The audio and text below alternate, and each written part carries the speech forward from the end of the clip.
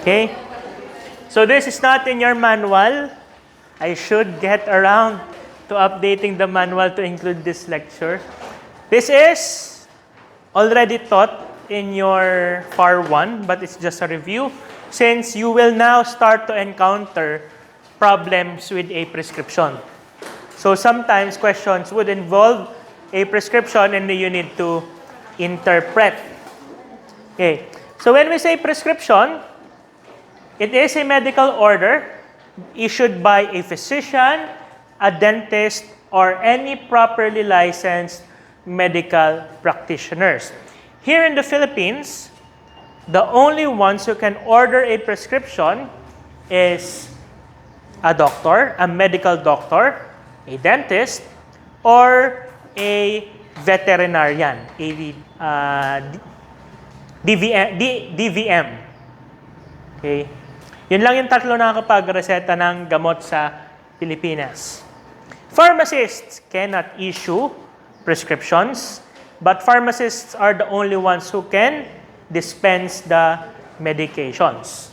Nurses cannot write prescriptions. However, if the nurse knows how to do it, and it is complete with the whole details, it is pretty hard to validate. Sabihin na natin yung totoo, pag binigyan ko kayo ng pekeng reseta at ako nagsulat, ay tama ang format nun. Hindi nyo na malalaman kung valid yon or hindi. Malalaman nyo lang yon kapag chinek nyo yung PRC ID, which is a lot of effort. Okay? Kung dinudumog ka na sa butika, bago mag-check ka pa ng reseta, ay nasa inyo na yon. Diskarte nyo na yon. Malay nyo naman ay makakatulong kayo. Pero kung nasa inyo na yon, hindi ko na maituturo kung ano dapat yung gawin pag nasa situation na kayong ganyan. Sunod, a prescription is usually written in forms containing the traditional symbol RX, meaning to take with great care. Okay, that's one meaning of the symbol RX, to take with great care, or recipe. Okay. So if someone asks you, ano yung sabihin ng RX? To take with great care. Okay.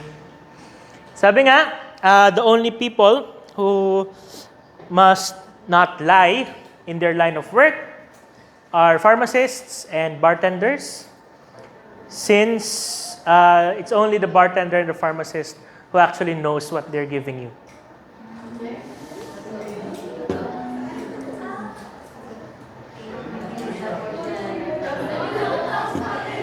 Okay. Next, we have our medication orders. Medication orders are like prescriptions.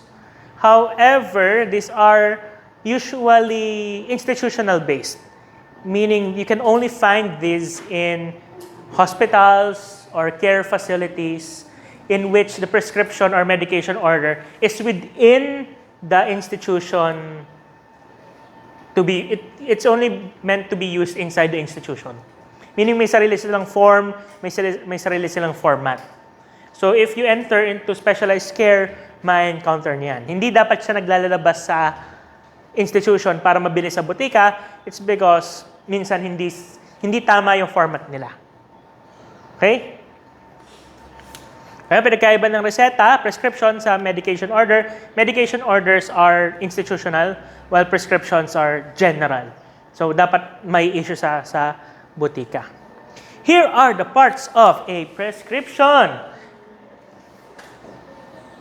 Tingin din na.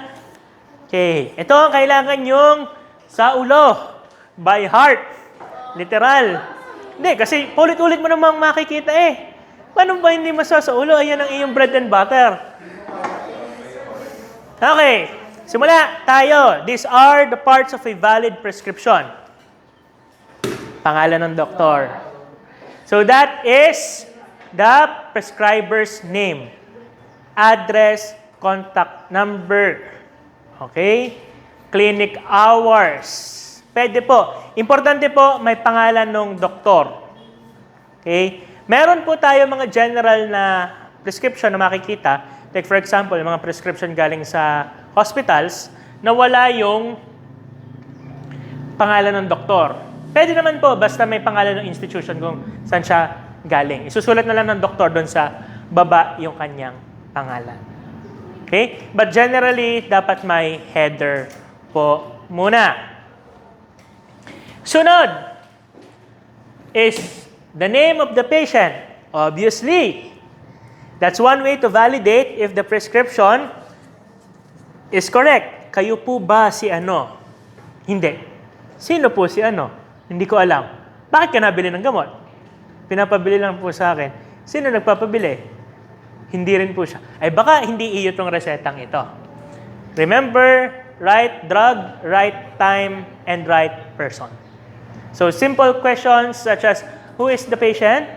Would give you insight into the prescription. Sino ito? Ewan ko. Naku, iyon ang reseta mo. Sunod, address. Okay? Minsan po, nakakaduda, kayo po ay taga Quezon City. Bakit kayo sa Batangas nabili? Trip ko lang. Huh? Maniniwala pa ako, napadaan lang, naubusan akong gamot. Okay? Minsan kailangan maigpit sa gamot, lalo na kapag medyo delikado yung gamot na ini-issue. Sunod, age. To determine kung tama, ilang taon po sila? 7, ganon. Minsan kasi, dinidetermine din yung dosing based sa age. So, kindly validate, saka gender. Okay, pwede rin po. Yung mga weird na reseta ko na-encounter is trust pills. Trust pills. Trust pills, yung oral contraceptives. Wala namang problema. Kaso, senior. Age, 80. Ha? Pangalan, Quintanar. Ha? Sino po ito? Ako. Bakit ikaw? Na senior. Na lalaki. Ay naka-contraceptive pills. Yung pala ay para maka-senior discount. So, that's an abuse. Bawal yun. So, kailangan nyo rin i-validate minsan. Kasi minsan, yung doktor mismo ang nagre-reseta ng pang-senior. Kaya kailangan nyo i-check yung, yung booklet minsan. Then, pinagbentahan na namin kasi binabantaan na kami na i-report sa FDA kasi siya yung siya mismo yung nagsulat ng batas ng senior something. Oh, pag tinignan niyo Quintanar MD. Siya yung nagsulat ng batas. Sabi, sige nga, tingnan ko yung batas. Pagtingin ko, siya nga. Siguro naman ipatay na siya ngayon, hindi na niya ginagawa yon. Eh, paano kailan pa yun? First year ako, so that's 14 years ago. Ay, 18 na siya nun. Hindi na niya madadaya ang sistemang ginawa niya. Okay? Hindi ko makakalimutan yun kasi trust bill. Ano siya? Republic Act. Parang sa seniors nga. Expanded Senior Citizens Act of the Philippines. Okay, isa pa ang kailangan nyo ay yung petsa, yung date. Double check if the prescription is within 2 weeks. There are exceptions naman. Pwedeng hindi fresh yung reseta kapag maintenance. Pag konti-konti, dapat tinatansya mo hanggang kailan lang ba dapat. Take for example, painkillers, tramadol. 6 months na. Nung ito in-issue, PRN for pain. Hanggang ngayon, in pain ka pa rin? Okay, kailangan yung tanungin yon. So, tinitingnan yung date minsan. Lalo na kapag antibiotics, yan yung pinaka-dinadaya. Itong reseta ko, last year pa to Ayun ang binigay sa akin gamot last year Magpareseta ka ng bago. Hindi pwedeng reuse ang antibiotics. Pag maintenance, pwede naman basta within reasonable. Minsan yung reseta nila, ang naka-issue 180 pieces, so that's good for 6 months. Okay, kung one time a day lang. Sunod.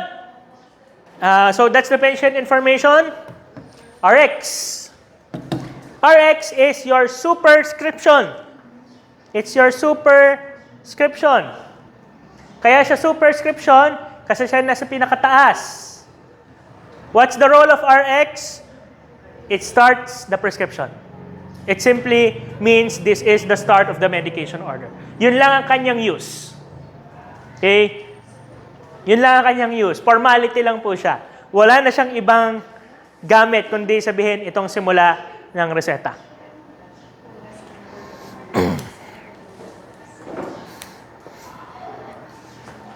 Superscription. From the Latin, super meaning above. Sunod is the inscription. The inscription is the body of the prescription. The inscription is the body of the prescription. It will tell you what drug to dispense, how many, what dosage form. Okay? Ngayon, meron po siyang specific na format. As per Republic Act 6675 or our generics law, there is a prescribed format for writing prescriptions. RX, siya ang simula. When writing prescriptions, it is mandatory to write the generic name. Unlike other countries, here in the Philippines, the generic name is mandatory. So take for example, amoxicillin.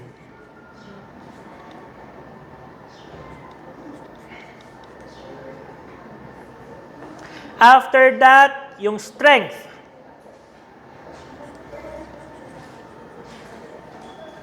Dosage form. Then number of pieces.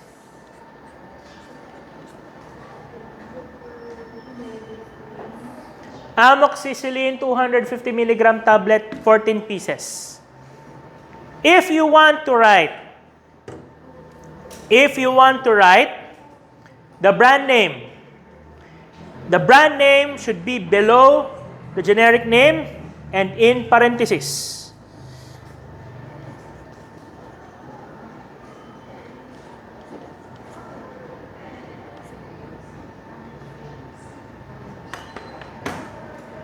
Okay.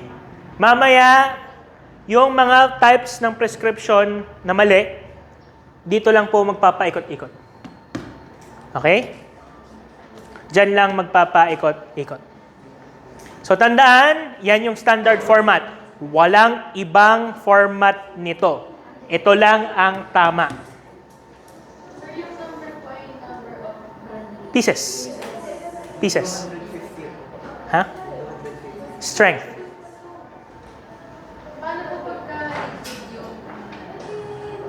Isa. Dalawa. Bote.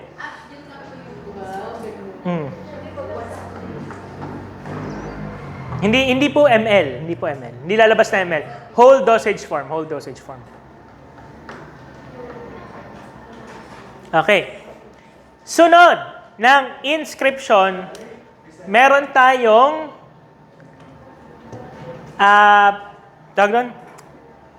optional. Ang tawag po dito ay subscription. Ang subscription, hindi siya lalabas sa lahat ng reseta.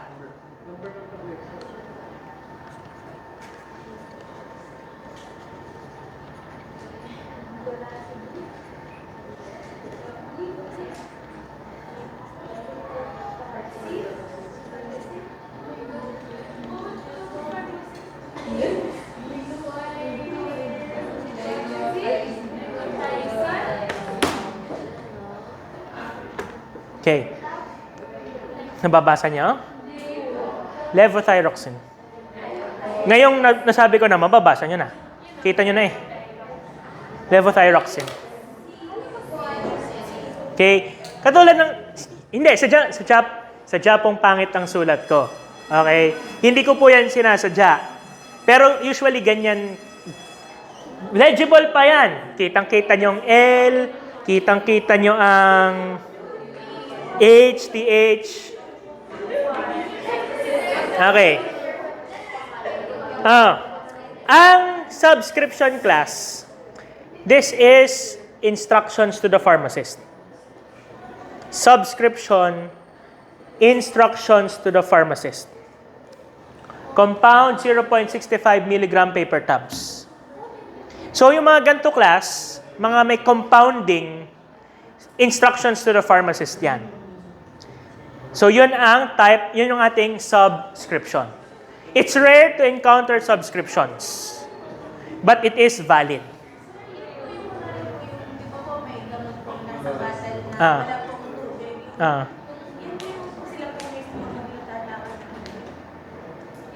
Pwedeng isulat ng doktor, pero nasa ano kasi? Nasa bote din kasi yung instructions. So usually, ito ini-instruct ng doktor kapag hindi readily available yung gusto ng doktor na dosage. Example, kalahating tablet lang, bago ipapaputol sa pharmacist, pwede kayong mag-subscription. Pinaka-common yung ma-encounter niyan is pag nagpapagawa ang doktor ng custom na gamot, like ointments and creams, or kapag pinapagawa ay paper tubs. So pag kayo sa Mercury nagtrabaho, possible na baon kayo sa compounding na gawa lang ng paper tubs. Maghapon kayong gumaganon at nagpuputol. Pwede yan, kayo lang ang pwedeng gumawa nun eh. Hindi pwedeng gawin ng PA yun. Okay? Nakakatamad gawin yon. Sobrang nakakatamad gumawa ng paper tubs. Pero marunong naman ako, pero ayokong gawin. Okay. So, pwede rin po yun yung sinasabi ni Madam kanina. Dito po, reconstitute with water to make 60 ml suspension. This is instructions to the pharmacist. Okay. Ang sunod, sa ilalim ng ating subscription, ay ang ating SIGNA. Ang ating SIGNA, pwede siyang SG, SIG. These are instructions to the patient. SIGNA, instruction to the patient. So usually class, ito ang babasahin ninyo. Usually, these are not written out completely. Meaning, naka-abbreviation, may Latin. Kaya ako kayo pinag-aral ng Latin eh. Kasi, lalabas yung mga instructions minsan na ganyan. Kaya, dapat laging kayang basahin. Okay, take for example, this one. Take 1 tablespoon.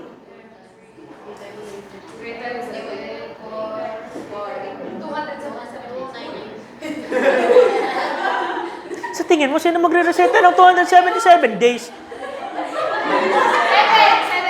7 days. Okay? So, kapag tinanong kayo ng patient, ang instructions po is, you're going to take 1 tablespoon 3 times a day for 1 week or for 7 days. Okay? Pwedeng, sadya yung itra-translate. Yun ang trabaho nyo. Ang tawag doon, transcription. So, you're going to translate the SIGNA. Okay? May mga doktor na spell out para kahit sino kayang basahin yung reseta. May mga doktor din namang hindi ganun ka sa pasyente na trabaho ng pharmacist yun siya mag-explain sa iyo. Pwede rin naman po yun. Okay? Okay? Pero mga batang doktor ngayon ay malinis na magsulat. Unti-unti na na-face out yung mga balasubas magsulat ng reseta. Oo. Ha? Oh.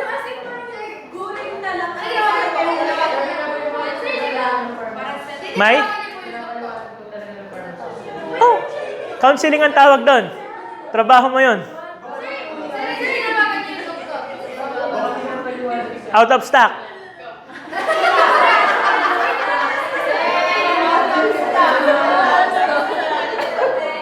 Ano? Memes ang tawag doon. Ipabasa mo nyo muna sa iba.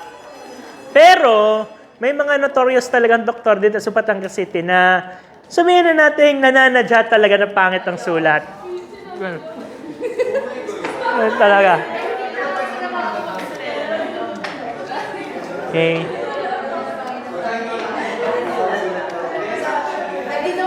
Ano kaya ang reseta?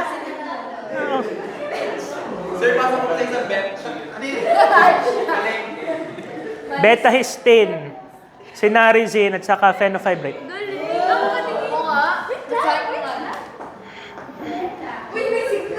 pare ito pati liver niyo. Yung fenofibrate para sa fatty liver, yung betahistine at saka Cinarizine ay para sa vertigo.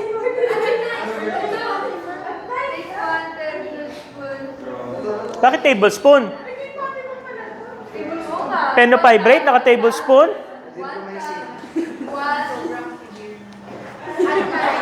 Bubulok magbasa ng mga are. Tingnan!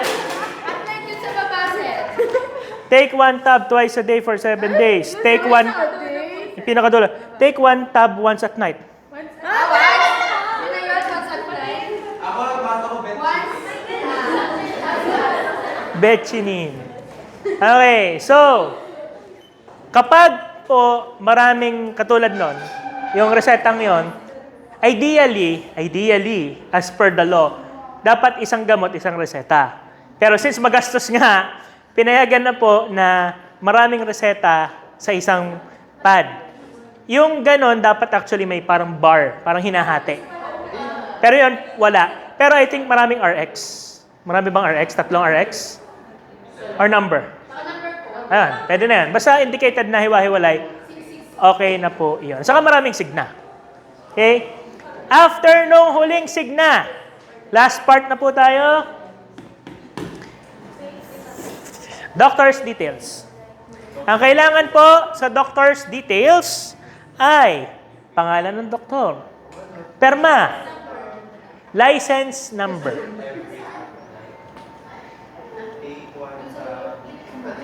Okay. Sunod class, these are the additional information that can be present. Number 1, PTR. Professional tax receipt. Yung PTR, annual po yung binabayaran ng lahat ng licensed professionals. Kahit ikaw ay interior design, architect, engineer, pharmacist, nurse, magbabayad ka ng tax na ito. Ang hindi lang po nagbabayad ng tax na ito ay ang mga nagtatrabaho sa gobyerno. Ang kanilang PTR ay exempt. Bakit ko sinasabi? Baka kasi mang-away kayo, bigla nang nag-prescribe bago walang PTR. Ay wala talagang PTR. Baka makikipaggigilan ka ay mapapahiya ka. Ang taong walang PTR na professional ay nagtatrabaho sa gobyerno. Hinihingi kasi ang PTR sa Senior Citizens Logbook. Kaya kailangan kunin yung PTR. Anong masama pag hindi ka nagbabayad ng PTR? Hindi ka nagbabayad ng buwis. Kaya isang way yun para mahuli sino nang hindi nagbabayad ng buwis. Kami, mandatory ang PTR namin. Isa pa. Ito yung important. S2. S2 is a special license. It's a special license. Only specific doctors which have an S2 license can prescribe dangerous drugs. Okay? So this S2 license is not issued by the DOH, but this is issued by PIDEA. So kukuha kayo ng lisensya sa PIDEA. Kung regular na doktor ang nahingi na nag-prescribe ng example, morphine, bago walang S2, bawal yon, labag sa batas yon. Morphine, alprazolam, diazepam, phenobarbital, methylphenidate, Saynor, ganon. Mga pampatulog, mga sedative hypnotics in general. Anesthetics minsan kasama din. Nung intern ako.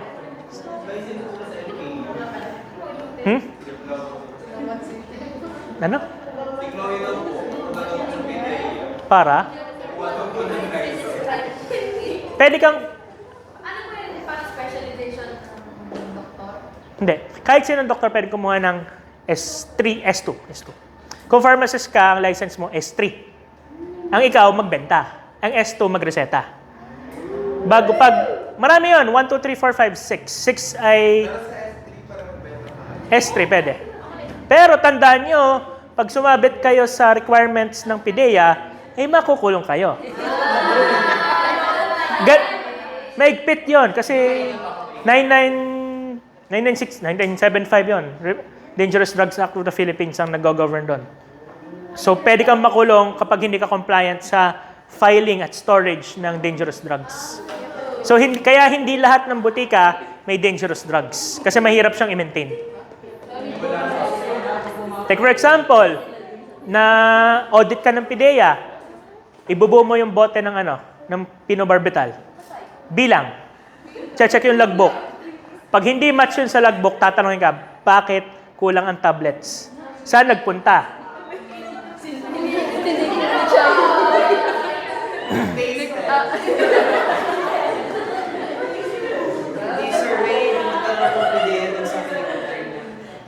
Wala pa naman. Mas random ang PIDEA kasi maraming ginagawa ang PIDEA. Hindi katulad ng FDA, mas common. Ang pinakamahigpit ko na balitaan na PIDEA audit was an hospital. Hospital talaga, as in, nung check yung inventory records is kulang-kulang. Saan nagpupunta yung mga injectables na dangerous drugs? E di pinareport sa PIDEA yung pharmacist. Ay lumayas yung pharmacist. Ay, yun. Nagkahabulan ngayon kung sinong napag-abot ng naka-duty. Kaya, bago kayo tumanggap ng trabaho na may involved na dangerous drugs, tanungin nyo muna, wala gang problema. Bago nyo i-inherit ang problema. Okay? Match ba ang inventory sa logbook? Pag hindi match yun, ay wag mo nang kunin at baka ikaw makasuhan. Dangerous drugs. Sa Mercury, nung intern ako. Nung first year ako. Paano yung ibang, magkaiba na tayo ng curriculum. Kami nung first year pa lang ay na-duty na. Parang first year summer, di ka kayo din naman. Pero sa Lyceum lang yon. First year summer, nagbubuti ka na. Second year, hospital. Third year, manufacturing. Fourth year, kahit anong field.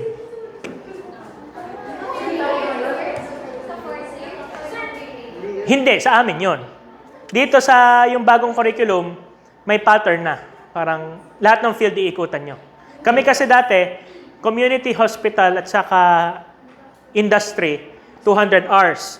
Bago pipili ka ng major mo na 360 hours.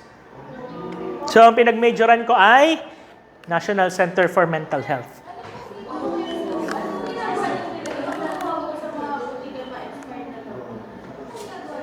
Sa expired na gamot? Pag dangerous drugs? Disposal. Proper disposal. Hindi na kasi pwede yung ginagano na lang sa toilet ang gamot ngayon. Nagiging resistant yung mga bacteria sa tae. Hindi, tunay nga. Yung Sir Magbo, may isang ganto ng may isang garapon na amoxicillin, hindi ko alam kung gagawin. Parang, hindi naman namin pwedeng itapon sa basurahan kasi baka kung saan makarating yung amoxicillin. Hindi din naman pwede sa toilet. Iniisip ko kung susunugin ko na lang or something.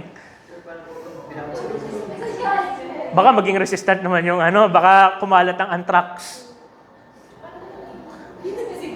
Okay. So yan po ang ating sample, RX. These are standard forms.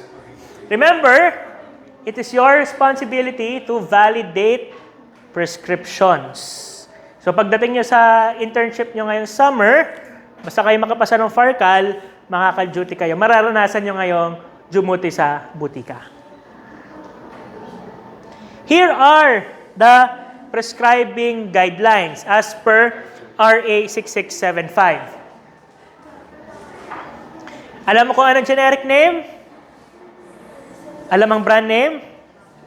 Okay. Ang generic name class, yun yung pangalan ng gamot na hindi branded.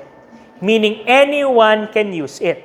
Kahit magkaiba kayong company, yun pa rin yung pangalan ng gamot. Take for example, paracetamol. Maraming company na may paracetamol. Pero yung brand name, that is per company.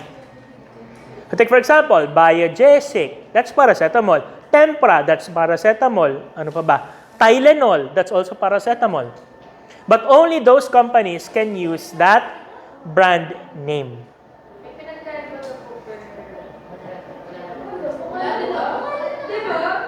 Sabi pag may ano dapat... Kahit ano po, basta pareho ang brand at generic ay basta pareho ang generic name, pareho po iyon. Pero yung deeper reason kung bakit sila pareho ay sa second year summer ko na lang i-explain. Medyo mahabang paliwanagan kasi yung scientific reason bakit sila pareho. Okay? Sa ngayon, pareho po yan. Okay. Prescribing guidelines. Number 1, the generic name should be written first. Hindi po pwede na mauna ang brand name sa generic. Laging nasa ilalim ng generic name ang ating brand name. Second, kung may brand name kayo, dapat naka-parenthesis. Hindi pwedeng wala, hindi pwedeng naka-box, dapat naka-parenthesis. Number 3, a special instruction of no substitution is prohibited. Now, this one is sa batas, bawal because it hinders generic dispensing. But in high-risk situations like surgery or strong bacterial infection, ino-honor na po yung no substitution. Okay? Pero rare naman kasing makita yon, unless nasa hospital ka. Pero pag nasa butika ka, bago no substitution, bawal yon. Okay, dapat, the RA 6675 ensures that purchasers of medicines have access to generic counterparts. Hindi po sabi po ng doktor, itong brand lang to na ang gagamitin nyo. Hindi po pwede yon. Dapat, tatanungin, ano po bang gusto nyo? Itong nakasulat or generic? Yun na lang nakasulat. Okay po, walang problema. Basta pinapapili yung pasyente. Next, pwede po bang walang brand name yung reseta? Yes. It is allowable that only the generic name is written. Okay, pwede na po yan. Paracetamol 500 mg, goods na yon. Pero bawal ang brand name lang. Kung gusto mong magsulat ng brand name, dapat may generic name na kasama. Okay? Here are the violations. So, meron tayong tatlong type ng incorrect prescription or errors in prescribing. Meron tayong erroneous, meron tayong violative, at meron tayong impossible. These are the three types of errors in prescriptions. Ang pinagkaiba, yung erroneous, typo. Typo, mali. Mali yung sulat, mali yung format, but it will not hinder you from prescribing dispensing generics. May mali lang in order, may mali lang yung pagkakasulat, erroneous po yon. Sunod, pag violative, it will now stop you from dispensing generics. Ano example nito? Hindi mabasa yung ang generic name, brand name lang ang nakasulat. Yan, mga nananadya na hindi mo i-dispense ang ating generic. And lastly, impossible. This would stop you from dispensing completely. Okay, explain kayo isa-isa. Remember that erroneous, typo lang yon, mali lang yung format. Okay. Brand name ang nauna. Pero nakasulat yung generic name. Okay lang po yon. Erroneous po yon. Ang nakaparenthesis ay yung generic name. Dapat brand name yung nakaparenthesis, nagkabaliktad ang parenthesis. Okay? And lastly, walang parenthesis yung brand name. So mga formatting errors lang, typo lang yon. Pwede pa po yon. Provided na nababasa ang generic name, walang problema. Okay, typo lang yon. Ang erroneous, pinagbibigyan. Sige. Okay, mag-dispense ka. Violative, do not dispense. Bawal dapat i-dispense ang violative. Pero hindi sabihin tatanggihan yung reseta agad. Yun yung nasa batas, Pero pagdating niyo sa botika kasi, iba yung tinuturo sa school sa ginagawa sa labas. Tinuturo namin tama. Pero ang ginagawa sa labas, minsan hindi tama. That is for your own consideration na. Kasi gagawin mo ba yung tama or gagawin mo yung ang practice sa labas, kayo na magde-decide na. Kung ano nasa labas. Except, a few things naman. Kasi ito naman kasi, hindi naman na-enforce talaga at all. Ang gagawin mo dito, sasamsamin mo yung reseta, i-report mo sa DOH. Hindi ka naman papansinin ng DOH. So, it's in law, pero hindi na-enforce. So, dapat ang ginagawa sa violative, kinukuha yung reseta, nire-report sa DOH office. Dapat. So, ang mga tawag dyan, pang sagot lang sa board exam. Okay? Ano ang examples ng violative? Nakasulat ang generic name. Hindi nakasulat ang generic name. Bawal yon. Nakasulat ang generic name, hindi mabasa. Bawal din yon. Nananadya yon. At yung lastly, no substitution. Pag meron kayong signa or meron kayong subscription na no substitution, bawal rin po yun. Okay? Dapat bawal. Impossible yung hindi talaga madi-dispense. Kasi mali talaga. Number 1, parehong brand name at generic name ay nawawala. Sige nga, paano nga? Kaya nga impossible. Paano nga? Pangalawa, yung brand name at yung generic name, parehong hindi mabasa. Ano to? Ay, wala. Siya, magagawa ko din, hindi ko mabasa. Di wala. Yung pangatlo, the drug is not registered with the FDA. Unang-una, hindi mo naman talaga siya mabebenta in the first place. Kasi hindi ka pwede magbenta ng hindi registered sa FDA. So, itong mga prescription na to, ano itong mga gamot na to? Hindi, mga banned naman to sa Philippines. So, mga ganon, impossible po. Kasi hindi mo rin naman may bebenta. So, take for example, tawag doon, misoprostol. Alam niyo misoprostol? Malalaman niyo ngayon, pampalaglag, misoprostol, mifepristone, misoprostol, that is banned in the Philippines because abortion is banned. But in other countries, you can buy misoprostol. May mga, ang sabi-sabi, ang mga OB-GYN daw ay may sariling stock ng misoprostol. In case na kailangan i-expel yung placenta, mas madali daw ang misoprostol compared sa current drugs in the market. Okay? Isa pa, wala rin po tayong mga Plan B. Alam niyo yung Plan B? Mga morning after pill. Yung mga emergency contraception. So, example, nagbangbangan, bago walang protection. Hindi, seryoso naman. Nagbembangan, walang protection. So, to prevent conception, iinom ka ng Plan B. That would be effective naman. 99% effective if you take it the morning after. Pero, as example, tinamad akong uminom kaninang umaga. Pag tanghali, hindi pa naman buntis. Pag tanghali, nababa yung percent ng contraception. So, pag mga 72 hours na, mga 20% na lang yun. So, buntis ka. Mga buntis. Okay. Although Plan B is not available in the Philippines, yung active ingredients naman, available in the Philippines. Ang pinagkaiba lang is yung Plan B, condensed siya sa isang tablet, so isang inuman na. Mga trust pills yun. Ang katumbas nun, mga 5 or 7 tablet ng trust pills. Kaya madaming, example, on emergency contraception, 7 tablet nun. Okay. Matututunan nyo sa pharmacology yung mga emergency contraception. Okay? Isa pa pong example ng impossible prescription is magkaiba yung generic sa brand. Meaning, iba yung generic name sa brand name, hindi match. Bago tatanungin mo, ano po ba sabi ng doktor? Hindi ko alam. Kung ano na nakasulat dyan, magkaiba nga. alin ang susundin?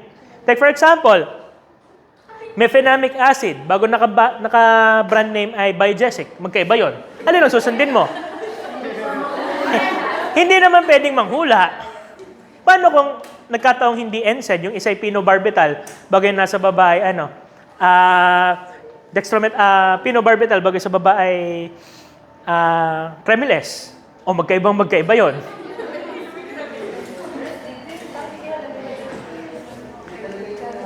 Okay? So, to summarize the lecture, here are the parts of the prescription and their use. Nakinig kayo, patapos na. Doctor's information. Okay, para makontak ang doktor kapag kailangan.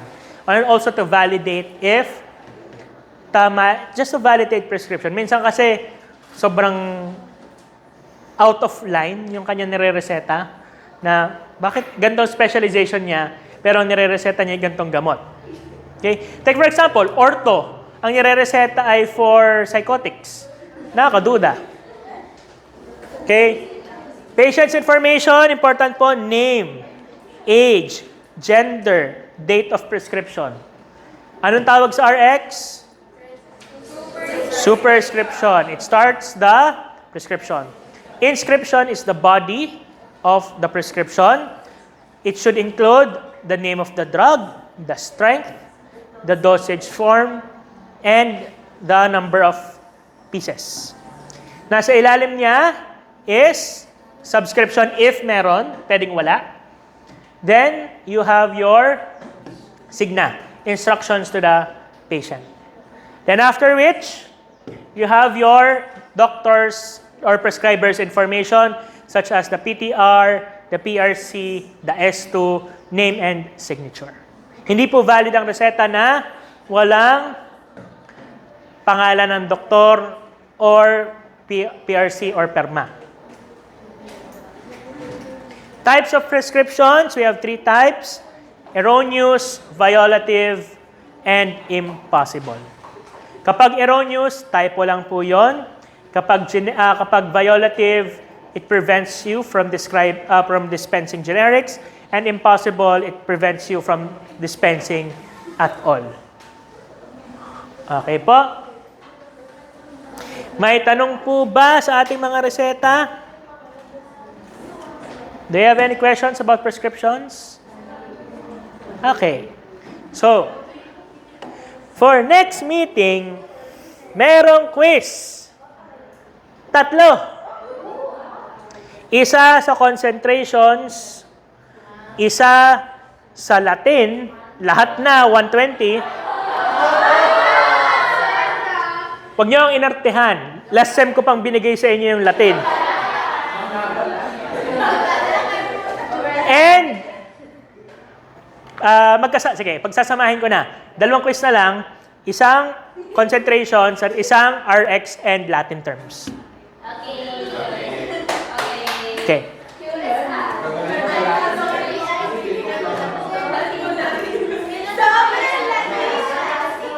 Next, kasi Pharma Days, next meeting.